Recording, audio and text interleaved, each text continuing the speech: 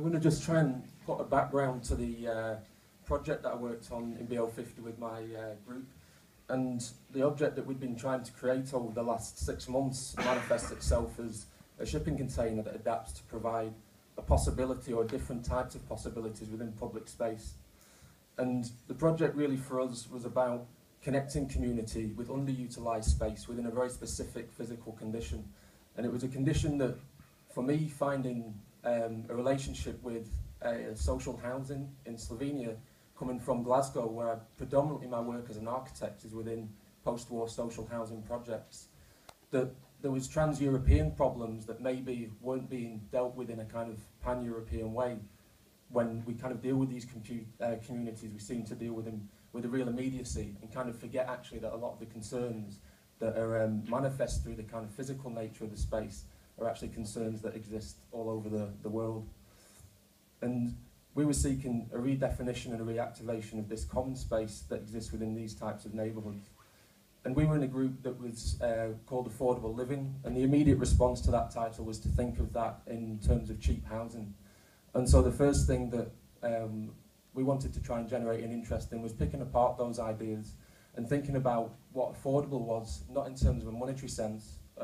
but also in other things. So affording time, affording the proximity, affording your health, affording risk. And all of these things were things that you had to kind of give or receive in order to do the things that for me constitute living, which again, shelter is only one component part of those things. And that there's spirituality, there's creativity, there's productivity, there's playfulness. And so the physical environment we were finding within the spaces that we were describing as post-war social housing, we started to feel we're restricting these kind of different modes of living. And whilst it provided a kind of basic sense of shelter in terms of a habitation that allows you to sleep, it allows you to shit, it allows you to watch TV, it allows you to kind of communicate through the computer, the physical isolation that was created through that then was restricting you from actually manifesting your own creativity and your own sociology. So this, a series of drawings of the Savsko Naselje neighbourhood in Ljubljana, but as forms, they were forms that were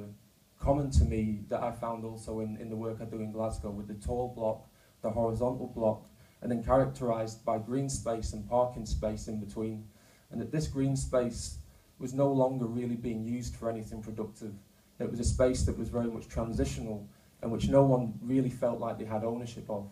And it was these types of spaces that really interested us in our work.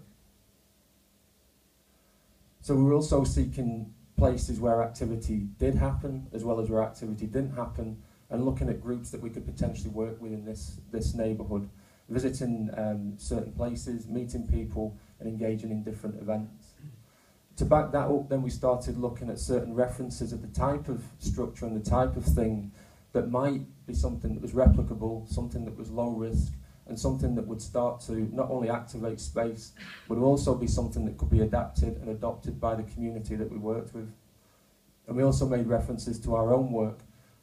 work that, again, looking back to adapting the shipping container typology, or whether it was about creating adaptable facades on simple buildings that provided different function, or whether it was about just using small-scale architecture as a provocative move within unused space to attract attention and to attract engagement. And so the form started to move towards the container object as something that we could easily purchase. It was a second-hand thing, it had a certain size, and the different ideas then about how you actually, through the placement of that object, started to provide the potential for animating the public space and animating the sociology and the cultural and economic and productive nature of an area.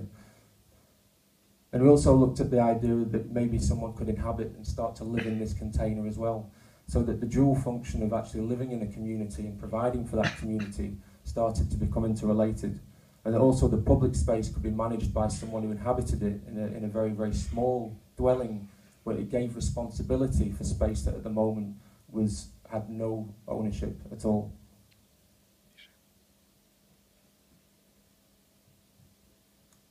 And so we've started to develop a program for the container that we've been developing, and really The programme, the container does not want to fall into the trap of dictating activity either. What we want is an object there that starts as a blank canvas and is really a negotiating tool between agency and community. And it allows things to be tested. And we wanted to create something that, in the spirit of this BO, was all about giving the opportunity for testing ideas, and that those ideas could legitimately come from the people inhabited an area. And at the moment, what was missing was potentially the opportunity to test those ideas. And so this object, when it's placed, will provide a starting point for local people now in the Fugine area to start bringing their own activity that at the moment kind of happens behind closed doors, that happens away from the kind of visible side of a community, and start bringing that much more out into the open, and doing it in a way that is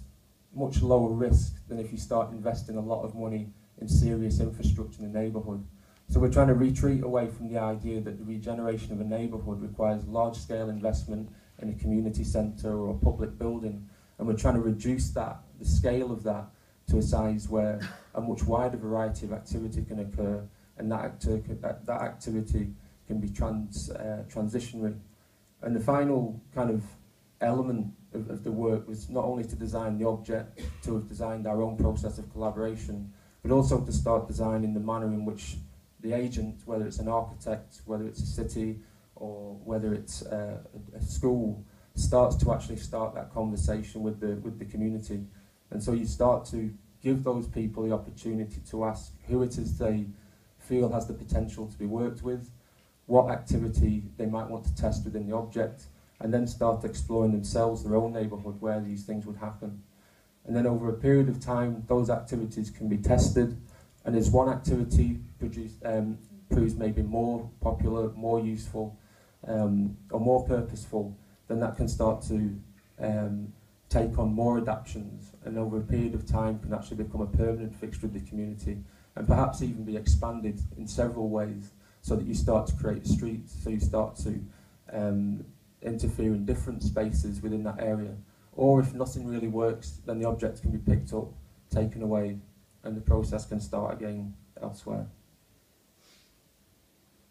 And this is where we're at now. We've painted our shipping container, and in a week's time it will be adapted and it will move into the neighbourhood in Fugine, and the process I've just described will happen for real over the next 3 months, and we'll record that process and learn hopefully from the application of the object. Thank you very much. Invitation to others to collaborate.